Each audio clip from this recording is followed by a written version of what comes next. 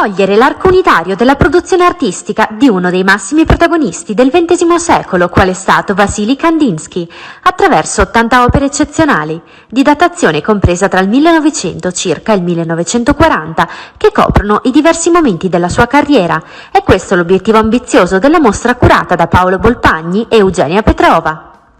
Di mostre su Kandinsky in Italia ne sono state proposte parecchie negli ultimi anni, ma nessuna con ambizioni come quelle che noi ci poniamo. Sono felice che ciò avvenga proprio a Rovigo, afferma il curatore Bolpagni.